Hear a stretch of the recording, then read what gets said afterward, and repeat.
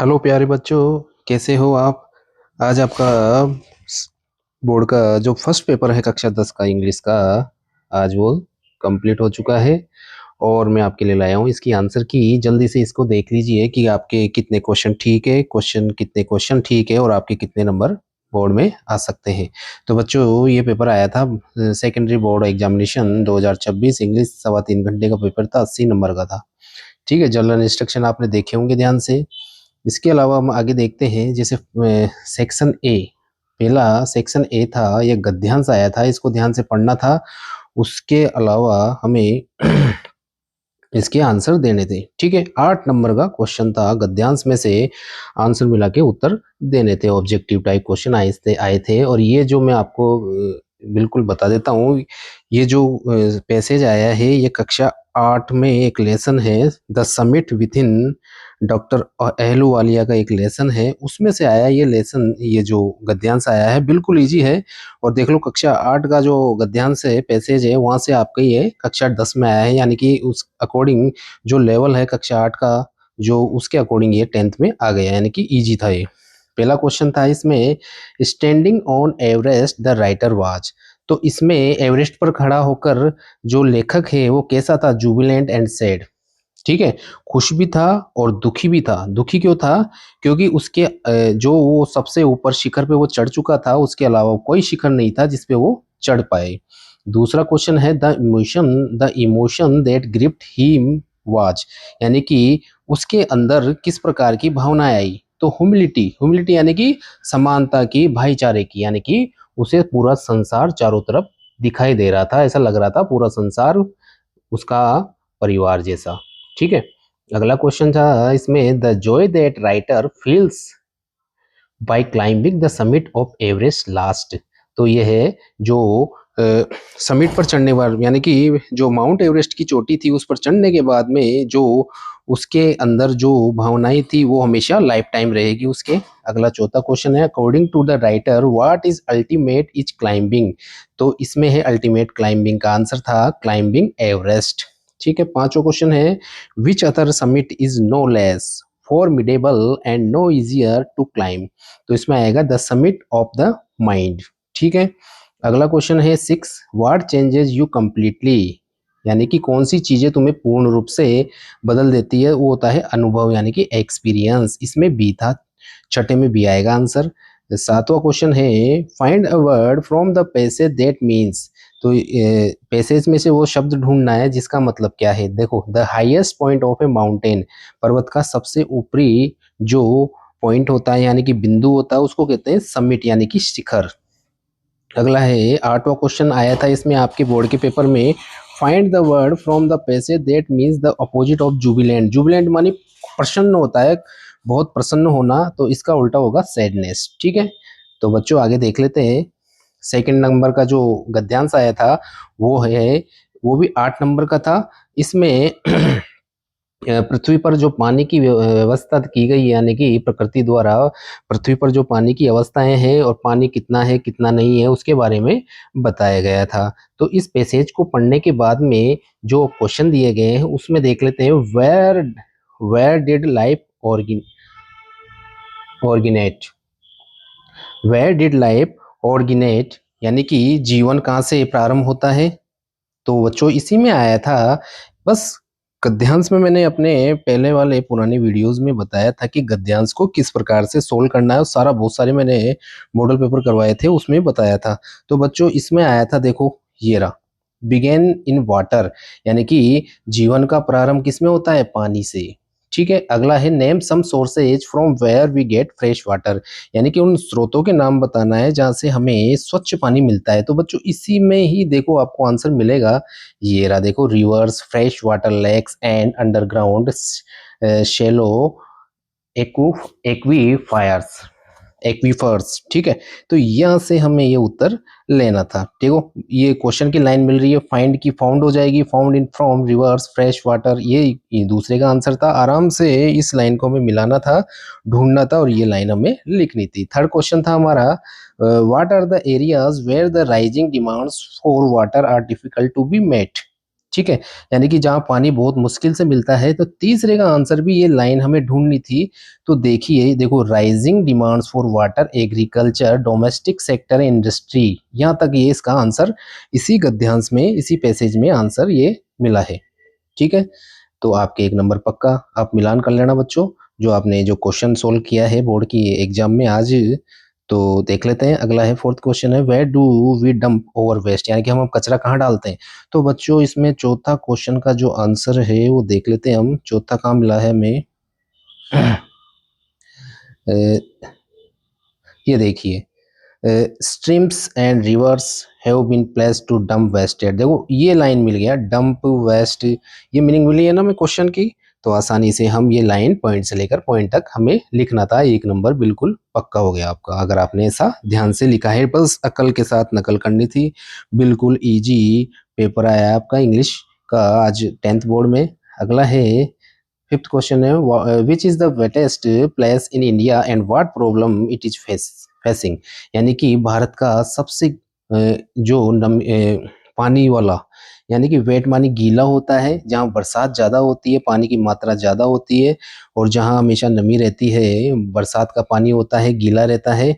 और उस स्थान का नाम और वो कौन कौन सी समस्याओं का सामना कर रहा है, उसके बारे में हमें लिखना है। देखो बच्चों, ये रहा Cherrapunji, which is one of the world's wettest places in facing a serious storage of drinking water. तो बच्चों ये 5वें का उत्तर आराम से हमें यहाँ से लिखना था। अगला है बच्चों इसमें 6 क्वेश्चन है, which form of fresh water is unavailable to humanity. तो कौन से स्थानों पर जो स्वच्छ पानी है वहां पर अनुपलब्ध है, यानी कि उपलब्ध नहीं है। छठे का आंसर हम देख लेते हैं। छठे का आंसर था बच्चों इसमें, ये देखिए, ये रहा, frozen in Antarctica and Greenland in polar ice available unavailable to humanity. देखो ये लाइन क्वेश्चन की हमें मिली थी और हम आसानी से यहाँ से हमने ये कॉपी करके बिल्कुल ऐसे कैसे लिखना था। ठीक है, आगे है इसमें 7th क्वेश्चन है, write the word from the passage that means similar to scarcity. Scarcity मानी होता है कमी, कमी यानी कि किसी चीज का अभाव होना। तो इससे रिलेटेड मीनिंग लिखना था हमें। स्टोरेज, ये शॉर्टेज, शॉर्टेज देखो ये रहा मीनिंग, यहाँ पर ही है, ये रहा शॉर्टेज। ठीक है, तो शॉर्टेज और स्कैरसिटी बिल्कुल सेम है, और ये कमी का हमें अनुवाद, हिंदी अनुवाद देता है। ठीक है, 8वां क्वेश्चन है, write the word from the passage which means opposite to driest. Driest मानी बिल्कुल सूखा, सूखा का अर्थ होगा बिल्कुल गीला, यानी कि वेटेस्ट। वेटेस्ट यानी कि देखो चेरापूंजी का जो क्वेश्चन आया था उसमें भी वेटेस्ट, ये देखो ये लिख रहा है, ये वाला, ये वेटेस्ट था, यहाँ से हमें लिखना था। बिल्कुल इजी क्वेश्चन आया था। इसके बाद में सेक्शन भी देख लेते हैं राइटिंग में। Imagine that you are a student of class 10th A and your sister is studying in class ये 10th B. Write an email to principal of your school at principal GSS ABCD @gmail.com requesting him her to change your section 10 to 10th B। ठीक है, तो इसमें email लिखना था। Email बिल्कुल easy है, easy है। हमने अपने पुराने वीडियो में ईमेल लिखना सिखाया था, आपने देखा होगा तो पता होगा आपको, या फिर आपने कहीं से देखा होगा तो आपको याद होगा। ईमेल लिखना बिल्कुल इजी है। वही सबसे पहले हमें सबसे पहले CC BCC, ठीक है, उसके बाद में सब्जेक्ट, फिर उसमें एप्लीकेशन की तरह बीच में हमें लिखना था, और आसानी से आपने ईमेल लिखा होगा। अगला है इसमें और मनी अथवा दोनों में से एक करना था आपको। इसमें है, suppose you are Kunal Kamla studying in Udaipur, your sister is studying in Jaipur, hasn't scored good marks in second semester and is feeling a little depressed. Write a letter encouraging her to do better in the next semester। यानी कि आपका नाम कमला या कुणाल है, ठीक है, आपकी बहन जो जयपुर में पढ़ती है, उसने क्या हुआ, उसके जो सेमेस्टर के जो एग्जाम्स होते हैं, हर 3 महीने या 6 महीने में एग्जाम होते हैं, उसमें उसके नंबर कम आए। तो उससे उसको हमें पत्र लिखकर ये बताना है कि उसे प्रोत्साहित करना है कि इस बार कम नंबर आए तो अगली बार आप मेहनत करें और आपके अच्छे नंबर आएंगे। इससे आप किसी भी प्रकार से विचलित नहीं हो, उसके बारे में हमें पत्र लिखना था। ठीक है बच्चों, अगला है इसमें चौथा क्वेश्चन है right story with the help of the given outline in about 100 words, यानी कि 100 शब्दों में आपको एक जो आउटलाइन दी गई है वो स्टोरी यानी कि कहानी लिखनी थी। तो बच्चों इसमें यानी कि 10 लाइनों में लिखनी थी। Also mention the title and moral of the story, ठीक है, यानी कि ये स्टोरी कहानी का नाम प्लस उसके बाद में उसकी शिक्षा हमें क्या मिलती है वो लिखना था। तो देखो बच्चों इसमें हम ध्यान से देखते हैं। Once upon a farmer four sons always quarrelsome, ठीक है, यानी कि एक बार किसान के 4 पुत्र थे, हमेशा लड़ते थे। तो बच्चों ये स्टोरी कौन सी थी आपको भी पता होगी, ये थी story union is a strength. Union is strength, एक संगठन में शक्ति, ये कहानी आई थी। और हमारे पिछले जो मॉडल पेपर कराए उसमें भी ये कहानी बताई गई थी। उसके अलावा एक कहानी और थी, a good boy falls into bad company, यानी कि साफ लिखा हुआ है, ये स्टोरी है बैड कंपनी। ये बैड कंपनी की स्टोरी थी और ये भी आउटलाइन के अकॉर्डिंग लिखना था, ठीक है। बिल्कुल इजी थी दोनों स्टोरीज, और हमने पहले पिछली वीडियो में बताई थी, और 4 नंबर की थी, आपने अच्छे से लिखी, आपके 4 नंबर पक्के। अगले है 5वां क्वेश्चन है right a paragraph in about 100 words on my school. My school यानी कि मेरे विद्यालय पर एक छोटा सा पैराग्राफ लिखना था। कक्षा 6 से स्टार्ट हो जाता है माई स्कूल पर पैराग्राफ, और माई स्कूल पे बहुत से बच्चे आसानी से लिख पाते हैं, अधिकतर ये याद रहता है। तो माई स्कूल पे ये भी इजी ऐसे था, पैराग्राफ यानी कि निबंध था, गद्यांश या लिखना था आपको। इसके अलावा अथवा में आपको क्या लिखना था, right a paragraph in about 100 words on the picture given below, यानी कि विजुअल स्टिमुलस, विजुअल स्टिमुलस, ठीक है, यानी कि दृश्य प्रेरणा के आधार पर आपको ये इसके बारे में लिखना था। तो बच्चों हम कहानी इसको चित्र को देखते हैं तो हमें पता चलता है कि ये दीपावली यानी कि दिवाली पर निबंध लिखना है। दिवाली मना रहे हैं बच्चे, अपने माता पिता के साथ पटाखे चला रहे हैं, उसके बारे में लिखना था। तो आसानी से आपने लिखा होगा क्योंकि ये बिल्कुल इजी था, या माई स्कूल पे लिखा होगा, दोनों में से एक लिखा होगा। इसके बाद में सेक्शन सी ग्रामेटिकल पोर्शन आ गया है। अब इसको ध्यान से देखिए बच्चों, ये मेन चीज है इसमें, filling the blanks with appropriate forms of the verbs given in the bracket, यानी कि ब्रैकेट में जो वर्ब्स क्रियाएं दे रखी है उन्हें हमें ध्यान से पढ़ना है। किसके अकॉर्डिंग, टेंस के अकॉर्डिंग। देखो माई फादर और ब्रैकेट में run a mile everyday, everyday आ जाता है तो यानी कि रोजाना, यानी कि प्रेजेंट सिंपल से रिलेटेड है। तो इसमें आदत को बताया गया है, इसलिए हम लिखेंगे runs. My father runs a mile everyday, यानी कि मेरे पिताजी रोजाना 1 मील दौड़ते हैं, ये उनकी आदत है, ठीक है, हॉबी है। उसके अकॉर्डिंग हम इसमें प्रेजेंट सिंपल टेंस यानी कि वर्ब की फर्स्ट फॉर्म का और एस का यूज करेंगे, क्योंकि सब्जेक्ट क्या है, सिंगुलर है। अगला है Raju play in the ground while I was helping my mother in the kitchen, ठीक है। अब देखो दूसरे सेंटेंस वाइल से जुड़ा हुआ है, अगर वाइल से सेंटेंस जुड़ा हुआ आता है, 2 सेंटेंस आते हैं और बीच में वाइल आता है, तो दोनों में पास्ट कंटिन्यूस टेंस का यूज किया जाता है। तो देखो इसमें पास्ट कंटिन्यूस है, हम भी यहाँ पर पास्ट कंटिन्यूस टेंस का यूज करेंगे। राजू के अकॉर्डिंग वाज आ जाएगा, प्लस प्ले प्लस आईएनजी हो जाएगा, वाज प्लेइंग आ जाएगा इसमें। अगला है we go to Jaipur tomorrow, tomorrow यानी कि फ्यूचर सिंपल टेंस, फ्यूचर से रिलेटेड है, आने वाला कल, यानी कि फ्यूचर यानी कि भविष्य काल है, तो वी के साथ शेल कर देंगे, गो कर देंगे, we shall go to Jaipur tomorrow. अब देखो बच्चों इसमें अगर आपने शेल लिखा है तो ठीक है, और अगर आपने विल लिखा है तो भी ठीक है, दोनों ही ठीक है, क्योंकि वी आई और वी के साथ शेल का यूज करते हैं। बट अगर कोई चीज निश्चित रूप से कंफर्म होती है तो उसमें आई और वी के साथ शेल का यूज भी किया जाता है। तो आपकी ये दोनों ही सही होंगे, अगर विल और शेल दोनों लिखा है और वर्ब की फर्स्ट फॉर्म लिखी है तो दोनों ही ठीक होगा, बिल्कुल गलत नहीं होगा, बिल्कुल सही होगा आपका। अगला है the thief escape before the police arrived. अब देखो चोर भाग गया पुलिस के आने से पहले। अब देखिए दूसरे सेंटेंस में आया है अराइव्ड, और बिफोर वाला वाक्य आया आफ्टर। बिफोर वाले वाक्य में क्या होता है, एक में पास्ट सिंपल और दूसरे में पास्ट परफेक्ट टेंस का यूज किया जाता है। तो देखिए पास्ट सिंपल यानी कि सेकंड फॉर्म आई है, तो हम पहले वाले में करेंगे पास्ट परफेक्ट टेंस का यूज, यानी कि हैड प्लस वर्ब की थर्ड फॉर्म एस्केप्ड हो जाएगा इसमें। तो बिल्कुल बच्चों ये आपने किया होगा और आपका ये बिल्कुल ठीक होगा। अगला नेक्स्ट देख लेते हैं। 7th क्वेश्चन है filling the blanks with the verb agreement with the subject, यानी कि सब्जेक्ट वर्ब कॉन्कर्ड है, सब्जेक्ट वर्ब एग्रीमेंट है, सब्जेक्ट के अकॉर्डिंग हमें वर्ब का यूज करना था। अब देखिए बोथ राम एंड श्याम, देखो दोनों में एंड का यूज किया गया है, दोनों राम और श्याम दोनों यानी कि बहुवचन है करता है, इसलिए हम इसमें आर का यूज करेंगे। प्लेइंग आउटसाइड, यानी कि राम और श्याम दोनों बाहर की तरफ खेल रहे हैं।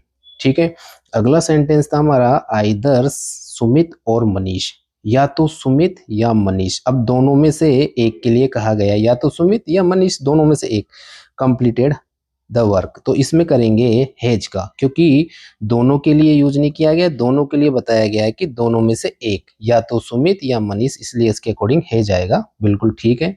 अगला 8वां क्वेश्चन है combine the following sentences using the words given in the bracket. ठीक है, ब्रैकेट में जो दिए गए हैं शब्द उनका हमें यूज करना है। देखो इसमें नॉट ओनली बट आल्सो बिल्कुल इजी है, जो आपके कंजक्शन कनेक्टिव्स आते हैं संयोजक उनका यूज करना है। Mitali is hard working, Mitali is and Mitali intelligent. ठीक है, तो देखिए इसमें सब्जेक्ट सेम है, तो जहां तक वाक्य सेम था वहां तक लिखना था। मिताली इज, देखो मिताली इज यहाँ तक सेम है, इसलिए हमने लिखा, क्या लिखा, Mitali is not, Mitali is, उसके बाद में नॉट ओनली, फिर उसके बाद में फर्स्ट सेंटेंस का जो बचा हुआ है हार्ड वर्किंग आ जाएगा, और सेकंड सेंटेंस में जहां तक सेम था वहां तक हटाया, प्लस बट आल्सो का यूज किया, उसके बाद में जो बचा सेकंड सेंटेंस में वो हमने लिख दिया। तो इसका हो जाएगा Mitali is not only hard working but also intelligent. ठीक है, अगर आपने ऐसा किया बिल्कुल सही होगा और आपके 1 नंबर बिल्कुल पक्का होगा। सेकंड है Anil is rich, Anil is a rich person, Anil is unhappy. Anil एक धनवान व्यक्ति है, अनिल खुश नहीं है यानी कि दुखी है। अब बट का यूज करना है, बट का यूज करते हैं दोनों सेंटेंस अगर एक दूसरे के विपरीत होते हैं, तो हम लिखेंगे Anil is a rich person और बीच में बट का यूज कर देंगे।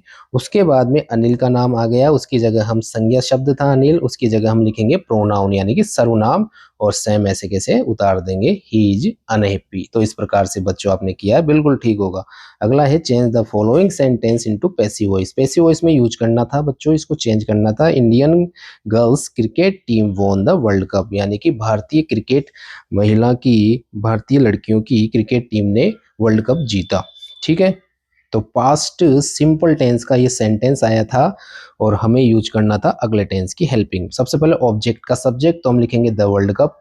उसके बाद में अगला टेंस कौन सा है, पास्ट सिंपल से पास्ट कंटिन्यूज आ जाएगा, तो वाज का यूज कर दिया, क्योंकि वर्ल्ड कप एक वचन है इसलिए वाज का यूज किया। उसके बाद में वर्ब की third form win won third form आई है, सेकंड फॉर्म थी, और थर्ड भी यही होती है, वाज वॉन, फिर बाय लगा देंगे, फिर सब्जेक्ट का object Indian girl cricket team. तो इस प्रकार से बच्चों आपने किया है, बिल्कुल ठीक होगा, आपके 1 नंबर पक्का हो जाएगा। अगला है 10वां, rewrite the following sentence you changing into indirect speech. तो इनडायरेक्ट स्पीच में क्या करना था, रिपोर्टेड स्पीच में देखो बच्चों इसमें बताया गया है the teacher said to the student, गुरुजी ने, अध्यापक जी ने विद्यार्थियों से कहा the earth moves round the sun, यानी कि पृथ्वी सूर्य के चारों ओर घूमती है, चक्कर लगाती है। बिल्कुल सही बात है, सार्वभौमिक सत्य है। तो आपको पता ही है सार्वभौमिक सत्य में क्या होता है, टेंस रिलेटेड चेंजेस हम नहीं करते हैं।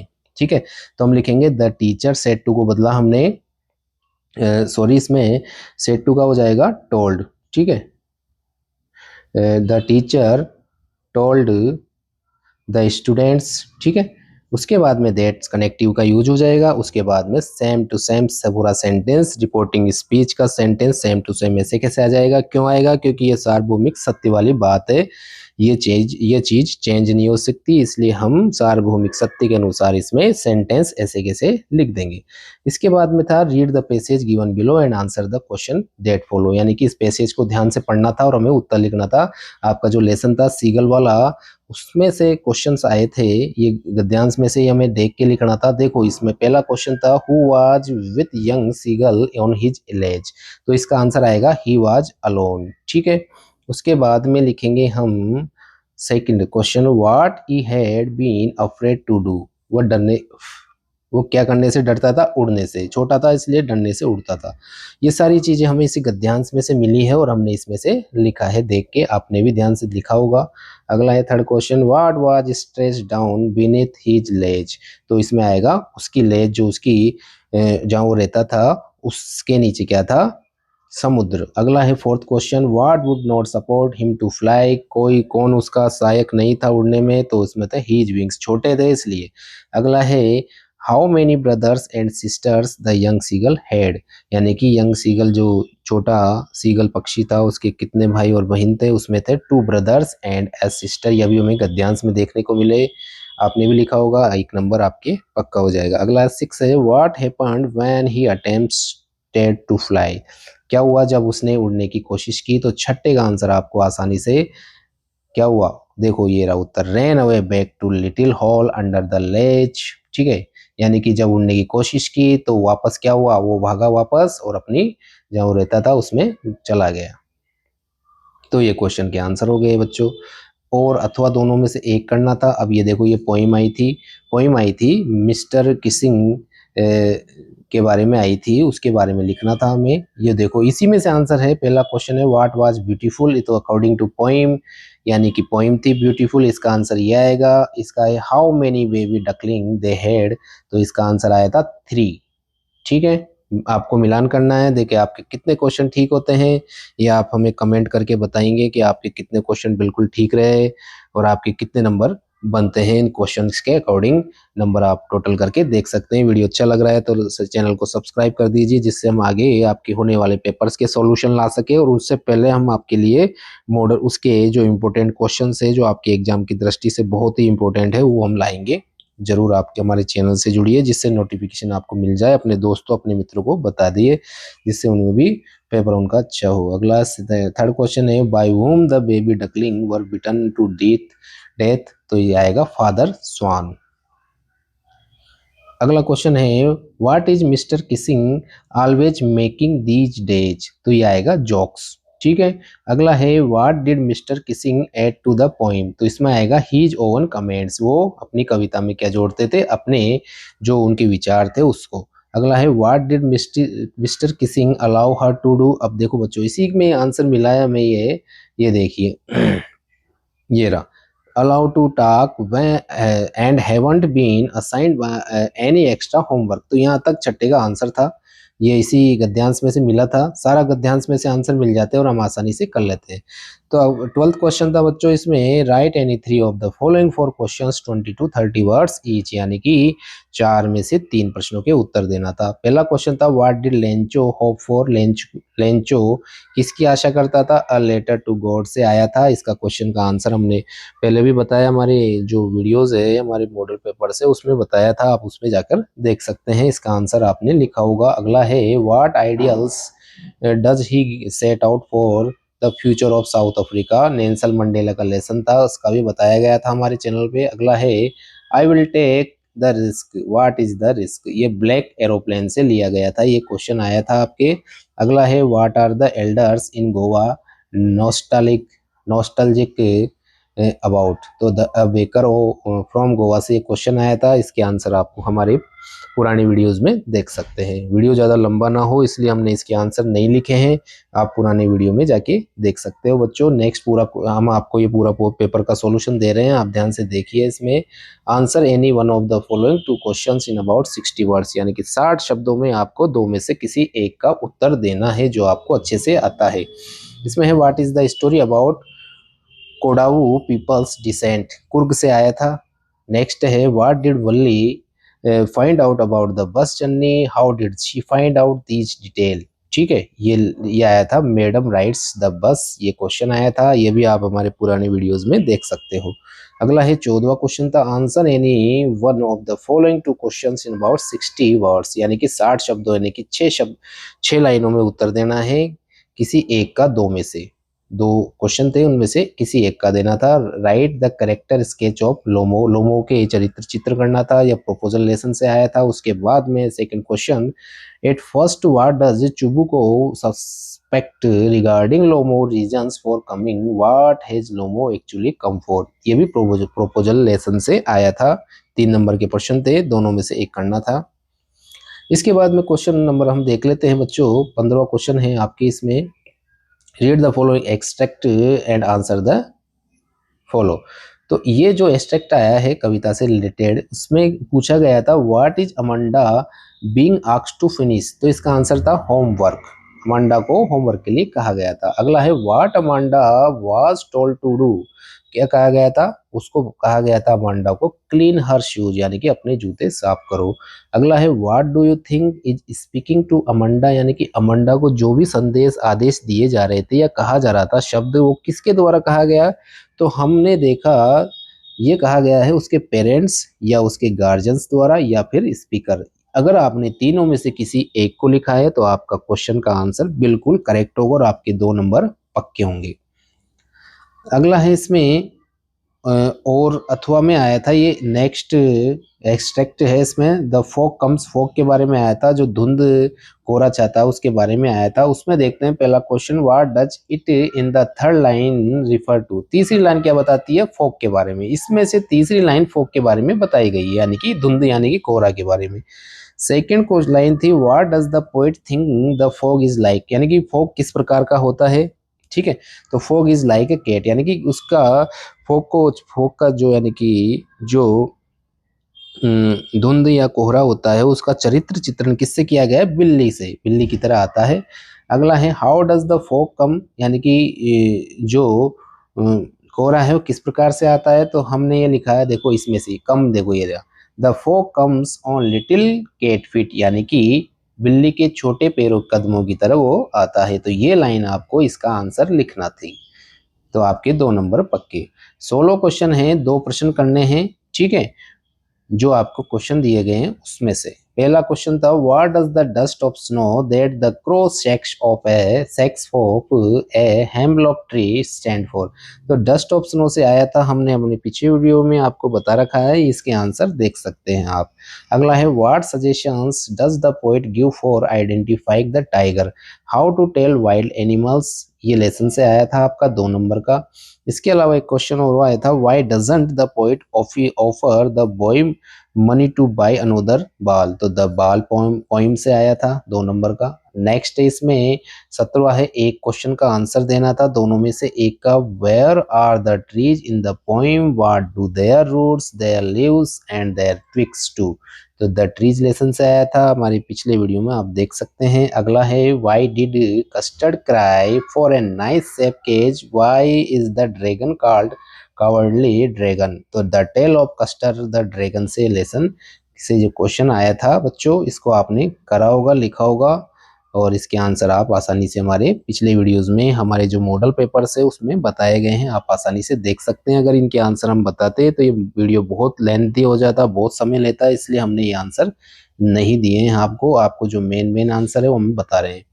18 क्वेश्चन में से भी कोई 2 करना था। इसमें पहला क्वेश्चन था, why is mister Pumphrey worried about Tricki. ठीक है, मिस्टर श्रीमती मिसिज प्रेम्पे ट्रिकी के बारे में क्यों चिंतित थी, ये क्वेश्चन भी हमने बताया था, इंपॉर्टेंट क्वेश्चन था। और ये देखो आ गया है, what is he a fairly successful and at. The thief's story से लेसन से आया था। अगला है how is Ausable different from other secret agents. तो द मिडनाइट विजिटर से ये 2 नंबर का क्वेश्चन आया था, इन दोनों तीनों में से 2 करने थे।